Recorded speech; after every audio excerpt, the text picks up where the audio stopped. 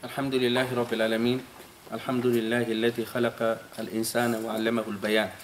والصلاة والسلام على رسول الله وعلى آله وصحبه أجمعين. هذا نفوت توكا دفتر دو القرآن الكريم سورة البقرة إن جانغو نهانك على دالي هو الذي خلق لكم ما في الأرض جميعا ثم استوى إلى السماء فسواهن 7 سماوات وهو بكل شيء عليم. إن شاء الله هندي إن جانغي وإذ قال ربك للملائكة إني جائل في الأرض خليفة. kono ado en fuɗɗade janngugol oɗo aya iɗen hani ɗaɓɓitugol almunasaba haray ka darino ɗen ɗon ka Allah daali ɗum wa huwa bi kulli shay'in alim o fuɗɗiti wa iz qala rabbuka lil malaika bimana se ndaari aya lannuɗo on e aya fuɗɗiti ɗon ɗo sabu hande darsu men on haray ko al istikhlafu l insan fil ard al istikhlaf al insan fil ard haray ko ɗum woni lontingol bani adama ka leydi. haray ɗe ayeje ɗe janggeten hannde ko ɗum ɗon faala en yeetade wimana Allah subhanahu wa taala no jeeya e nema makko on e bani adama o inni wondema haray mo faala ko lontomo ka leydi ga hara ko o faala kon fuu on tigi waɗanaymo ko faala kon ko ɗum waɗi annabaɓen nula moƴƴuɓɓen ɓe nula haray alqur'ana jippi hara ɗum ɗon fof en yi'ay ɗum ɗo kañum kadi ko naw on Allah subhanahu wa taala ɓaawo o inni huwa alladi khalaqa lakum ma fi l ardi jamian ko kanko tagani en ko woni kon ka leydi ga fof yen nafitoro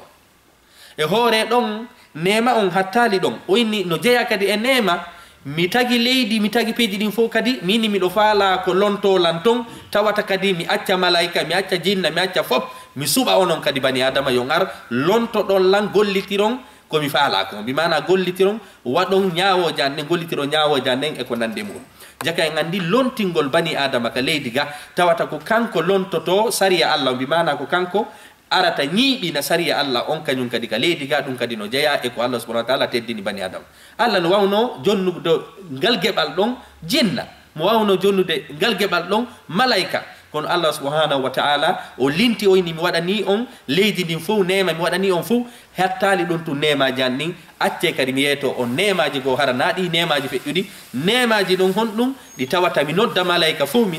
inna miɗo faala ko lontolan haray ko ɗum woni mi yewtida e maɓɓe ha tawata ko onon mi faandi yo ar lontolan ka leydi ga gollitira komi faala ko jaka andi ɗon kañum kadi ma zala Allah subhanahu wa ta'ala no yetade nemaji makko ɗin hanki ka hattuno ɗen ɗon wa huwa alladi khalaqa lakum ma fil ardi jami'an kanko tagani on kala ka leydi wayi wasi ko goɗɗo landiti ene kon ɗon tun nema Allah ine habbe mi yeto on nema ɓurɗo mawnuden kombo wa iz qala rabbuka lil malaika jente tuma nde joomi ma jento tuma nde joomi ma wi'anno malaikaji ɗin inni ja'ilun fil ardi khalifa haray komi waɗowo ko ɗum woni ka leydi lontotoɗo lontagol ngol ɗo noon kono koye ar lontoɗa harmina ko Allah harmini kon dagina ko Allah dagini kon waɗa ko Allahu subhanahu wa taala yamiri kon yo waɗe tertoɗa ko Allah subhanahu wa taala yamiri kon yo terto hande kadi ɗum ɗon konnu noon ɗum ɗon ko ɓural molanagal joni noon malaika ɓen kañum hari hiɓe sikka kamɓe ko kamɓe faalano yo Allah subhanahu wa taala jonnuɓe ngal geɓal ɗon sabu kamɓe ɓe none no ɓe tagirano ɓe yeddata Allah la yasuna allaha ma amarahum wa yafaluna ma yumarun malaika kañum ko tagira ɗum fi rewgal Allah tun ko ɗum waɗi kamɓe ko kamɓe faalano heɓude ngal ɓural ɗon Allah inni ko bani adama mi jonnata ngal ɓural ɗon hande noon ko on bani adama ari ka leydi ga lurri sariya Allah e hoorele Allah subhanahu wa taala accuno piiji ɗi fof jonnimo ngal ɓural molanagal ɗon hande kala bani adama yedduɗo Allah subhanahu wa taala haray honɗum o jalkiti o nema mo Allah subhanahu wa taala jonni ɗo o bani adama haray Allah subhanahu wa taala kuni walqad karramna bani adama min teddini fi bani adama teddingol noon bani adama ina innugol tun haray bani adama waretake wona yo heege la koko tawata hara alqur'ana ɓurɗo tedduɗon jippo ha gasa tawata Allah subhanahu wa taala acca jinna e fof tawata koye bani adama tun nulaɗo iwata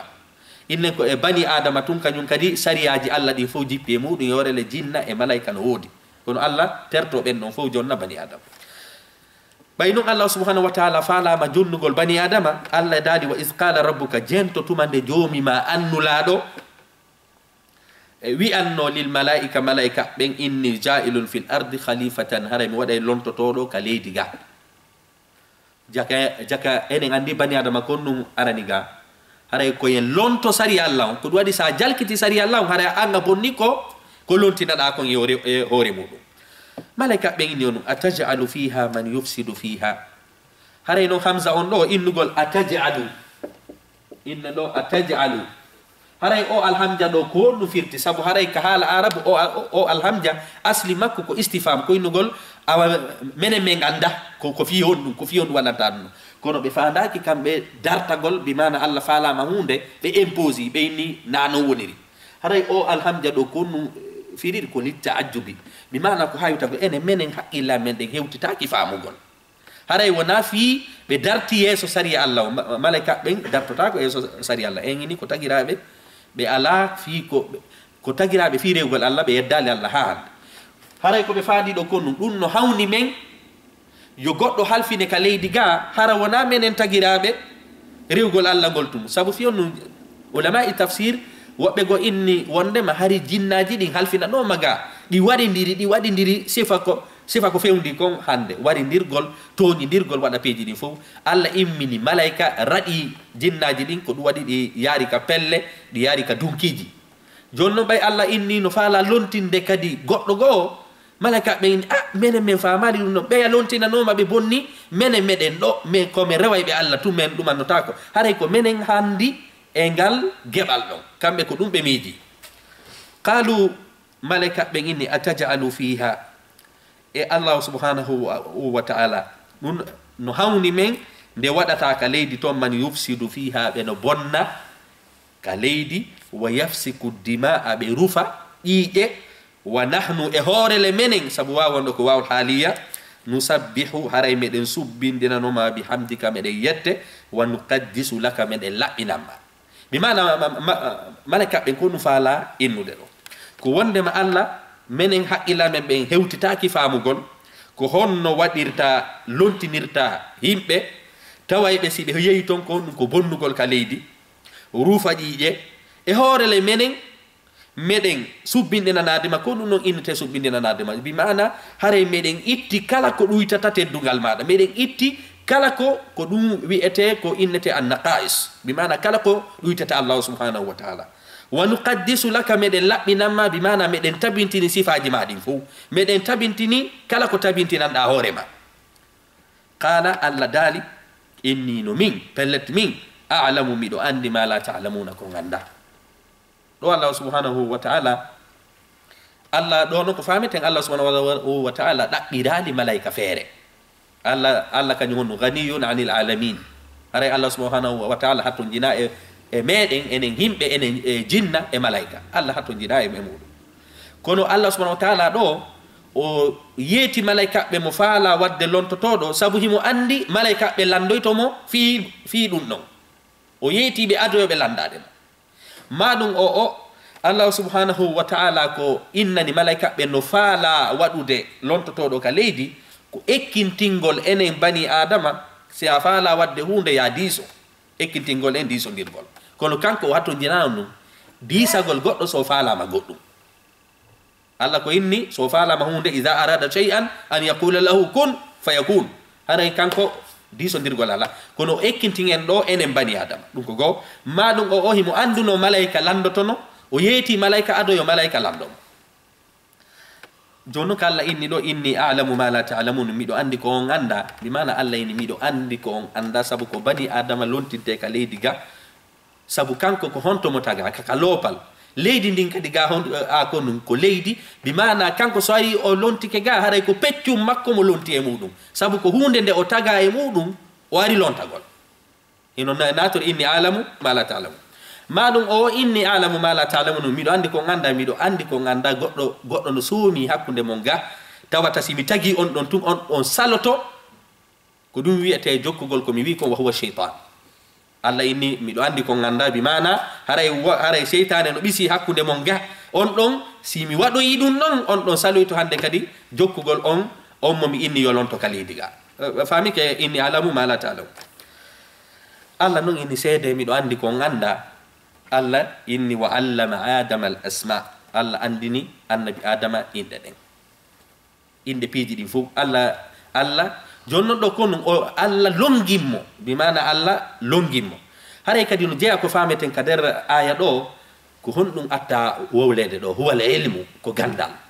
allah ini wa allama adama al asma ko ɗum waɗi wikkiɗo gandal haray o wikkike on ɗum o wikkike ko allah ɓuri teddinde sabu allah inni on ɗum wa allama allah subhanahu wa taala inni wondema ko kanko andini annabi adama jaka en andi gandal ngal ko ɗum gandal ngal ko ɗaɓɓangal sabu si tawi no woni gandal ko hunde mere wannum allah ekke malaika fof darotano ko allah ekkita bani adama ɗon ko wiyete gandal wa allama adama al asma allah andini annabi adama inɗe piiji ɗin fop kullahaɗe fop ko fiyon ɗum kullaha on arani ɗo ko fiwata sikku annabi adama allah andinnomo goɗɗi goo ronkimo andinde goɗɗi goo o ini kullahaɗi fop koya andu wondema goɗi fof mo andinano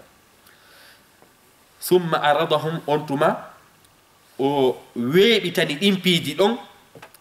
ɗen inɗe ɗon bimana piiji ɗin alal malaikati malaikaji ɗin fa qala allah daali anbi'uni yeetelan bi asma'i haula'i inɗe ɗi piiji ɗo allah sappiɗi in kuntum sadiqina si tawi woni ko goonga ko onon handi lontinede ka leydi wona goɗɗo goo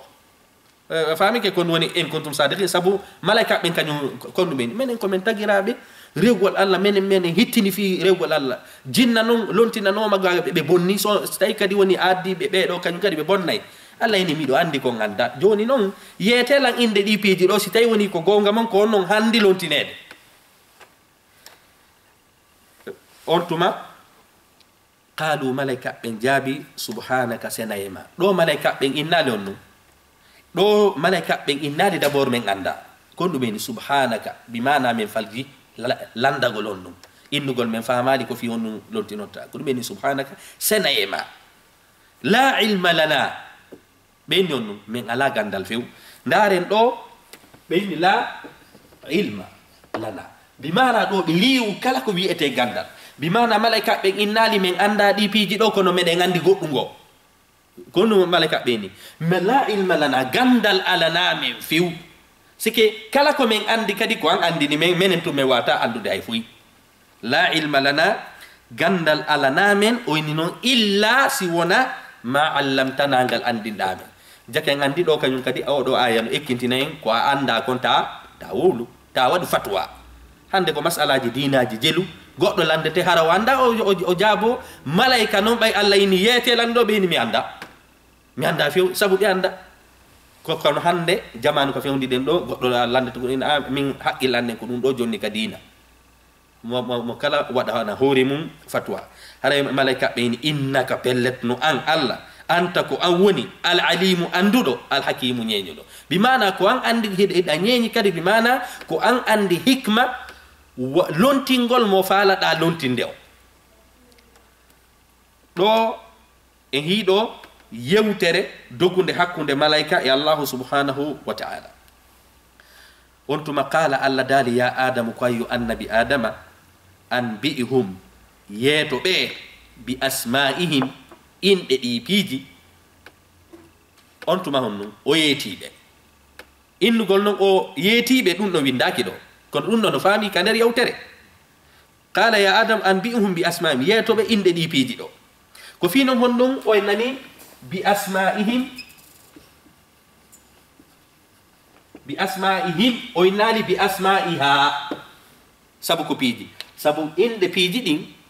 marɗi ko mari haqqille hino ton e ko ala haqqille hino ton allah yewtiri noon e sengo kam piiji marɗi haqqille ɗin bimana annabi adama e allah ini yeetoɓe ɗi piiji goɗɗi no mari haqqille goɗɗi ala haqqille ko ɗum wonen ɗo bi asma'ihim damir on ari ɗo damir lil uqala oɗo noon ko damir li gayri al uqala ko sabu ɗo haray inɗe piiji ɗin uqala no nder ton wa gayri uqala no nder ton allah yewtiri ɗum hino wayi wasi tawi woni himɓe temedere no jooɗi sonnajo goto no hakkunde ton sa yewtay kono yewtirta ko ya yewtiri wasi tawi woni ko worɓe tun jooɗi famike ga falamma anba'ahum ay annabi adama yeetikeɓe bi asma'ihim inɗe piiji ɗin ɗo noon koye sendidir ko woni honno alhabaru e ko wiyete annaba alhabaru ɗum noon ko habaru bimana khabaru khabaru sama khabara amma naba'u ko khabaru mawnudo bimana jogido honnu jogido hunde masalan Allah dali amma yatasaaluna 'anil naba'il azim bimana hunde si tawi woni information ngara no tiidi moddi hara fo no humpande ko non enete on annaba woni ko moddi woni ko boni amma al khabaru dun ko khabaru woni no nafa woni ala nafa woni no hitti woni ala hitta amma naba'u ko hunde hittude inete annaba falamma anba'ahum bi asma'ihim bay o yetike be inde mabbe den qala al inde piji din Allah dali qala alam aqul lakum emi wi ana no on inni no min pellet no min a'lamu mido andi ghaiba samawati ko wirni ka kamuli wal ardi ka leydi wa a'lamu mido andi ma tubduna taray ko suudoto wa ma kuntum taktumuna e ko laati don kanyum kadi hidon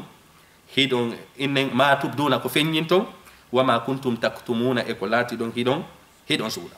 jonno se ndari ka der ayeje de janguden do en tawi Allah subhanahu wa ta'ala no ekkintini hon dum do no ekkintini kala ka mawbi den kala ka dum andi den yanda bu horejo sabu ko no Allah inni ja'ilun fil ardi khalifatan haray la wadde ka mi wada ka leydi lontoto jaga yandi hakkude ben kanyum kadi kon ko be heben horejo dum non den heba ka der aya der to kala no dali do ka malaika ben inni do ene aw atagay himbe do araybe lontina himbe bonnaybe leydi ndin rufa ƴiƴe haray ko hombo yeti malaika ben din piji ene malaika no andi ko wirni sabu do be wowli hunde yaltiroy non kadi hande ko dum jokkuden bani adama bay lontinama hande ko no fewndi kaduna ko hirsi ndir go rufa ƴiƴe bonna leydi bonna candi din bonna ko woni burure den bonnito hay go hore mudum bonni hore mudum e inde pinal bonni no hore mum e inde pinal jonno malaika ben no ko dum don be haluno kono ko hombo andini malaika ko en innu imma ko Allah yetibe madum innembe wadi ko wiete al qiyas bimana baybe hi jinnaji din di lontinanoma do di bonni be hi dum non be inni enen kadi ko non wawite bimana be wadi ko non woni qiyas Allah non ka inni be do haray be ni do wa nahnu nusabbihu bihamdika wa nuqaddisu lak bimana do malaika ben innu menen Allah subhanahu wa ta'ala ko mantuda hore makon fop ko tabintinanda hore makon fo meden tabintini ko riwuda hore makon fo meden riwi addu yai illa men hewtitaki jabugol ya addu himbe goga taway be bonnay di piji do fo Allah non inni alamu ma la ta'lamun mi do andi ko anda bimana bani adama on ko kanko yamira darnugol ga muddingol ga hay non si tawi woni hande ka fewndi do ko aks haray no lundi no wonira gerdirede no lundi façon no Allah subhanahu wa ta'ala faalirano dum ko go didi kadi hiden faama ka der aya ga honno Allah subhanahu wa ta'ala no burni bani adama e hore ombo hore malaika Allah mobi malaika fu inni yetelan dum do no taybi anda annabi adama kanyum honno ari yeti be peji di fu Allah inni annabi adama burdiri on sabu gandal do kadi konno holli en ko gandal hikkinte yeso si den faala yarde yeso sabu annabi adama do bantirama sabu honno o andi ko malaika andali Allah non jonno gandal makko gal konno ko be inni kadi gande den fu ko woni gandal ko wiete duma exact bi mana gandal tigi ta faljere ala to few ko gandal ngal tawata hara ko wahyu iwtiri baawudum bi mana hara ko Allah subhanahu wa ta'ala andima wa allama adama al asma ko wadi bay annabi adama ari fal jali dum do ko dum do innete sabu ko mbo andini mo Allah subhanahu wa ta'ala andindo mo on wana fal jowo o yeti piji din fu kono o kanyum kadi den andita kanyum kadi do wonde ma hara irritagol si goddo no uruma ya jabu sabu do en hiyo yey ka ayeje fasajada al malaika kulluhum ajma'un malaika ben fu be sujji sabu fionu sabu annabi adama burdiri be gandal hande kanyum kadi non cayeden ko honto de burdi wona fi labede himbe be wona fi jutugol himbe be marawnugol himbe be kaka gande cayeden burdi jangudo e mo janga hal yastawi alladhina ya'lamun wal ladina la ya'lamun haraybe ko dum wiyete be fotata haray kanyum kadi hiden fama ga kanyum kadi haray de fama kadi ka aya ka jangude do Allah subhanahu wa ta'ala in anbi'uni bi asma'i haula in kuntum sadiqin haray kanyum kadi sida yewtude e goddo ko dalil gidi wawi ngon dum sendirde sabu malaika be bayni menen men haqqila men hewtitaake alla konnu inni be awa joni yetelan inde di piji stay woni ko gonga mon ko non handi lontinede jake ngandi do kanyum kadi haray yewtereji men din konnu sendendirta hen ad-dalil ko dalil on sabu Allah subhanahu wa ta'ala dabbiri do malaika be ngonno yo be addu dalil wondema ko kambe hani lontinede jake ngandi o sonkugol kanyum kadi pirugol fi duma haray non kanyum kadi no lundi sariya men on sariya on ko ini sen jotto yewten ko yen mo kala yo addon dum ad-dalil ko dalil on dum annoto sabu do kanyum kadi aya on yeti en fi ad-dalil haray kanyum kadi aya on do ekkintinen kanyum kadi kala ko a anda ta wulu sabu malaika be bay haali dum do be Allah inna wa yatala be ni subhanak haray senaye woni ma la ilma lana illa ma 'allamtana innaka anta inna wanda al-alim al-hakim Allah non dali ya adamu an bimu jonnon do kanyum kadi malaika ben kanyum Allah inni koyo malaika ben yeto mo kanko annabi adama kanyum ko no Allah inni yeto be ko dum wadi do kanyum kadi hala kan no sirti malaika ben kanyum Allah inni yete lan annabi adama kanyum Allah inni be yobe yeto malaika ben hari don kanyum kadi hala kan no ano sirti Allah no inni wa alamu ma tubduna Allah no andi ko fenyin ton ko wa ma kuntum taktumuna e ko suudo ton hare Allah subhanahu wa ta'ala inni no andi ko suudo ton bi maana an o bani adama no hiltodirda o Allah no humpiti fima se Allah inni no andi ko suudata kon no andi kanyum kadi ko fenyita ko do non o wowlali ko no suudata o wowlali ko no fenyita fi yo piji din fo na ton detto fi yo piji din fo na ton detto hande ka aya do ko no aya janguden ko istikhlaful insan fil ard haray no jeya e nemaji di Allah linti do din o inni o tagani o lendi fo bawo to o inni haray o tagani en al arda firashan was samaa binaan wa anzala minas samaa'i rizqan o yete piji din fo no jeya e nema mu Allah okki bani adama burdo tidude on fo yem bur ko wi'ete malaika min haythul itlaq amma non wan sayyidina jibril e mikal e no en jango ken mu tawhid haray sinna ma bani adama no buyi malaika haray ina malaika be wonbe hoore ben wan sayyidina jibril e ko lande mo ko malaika ko heddi ko ben no bani adama sabu Allah subhanahu wa ta'ala burni ribe gandal jake en andi wonde ma kala bani adamajo libudo hoore mudum ma iwtiri bawo jinna ma nyanne holi si wadin piji haray konnu ali bi valeur ma sabu Allah subhanahu wa ta'ala konnu inni malaika fu inni Allah inni ari an o bani adama annabi adama ari yetibe di piji do fo yetida malaika yetida jinna yetida fop sabu hari shaytan no derton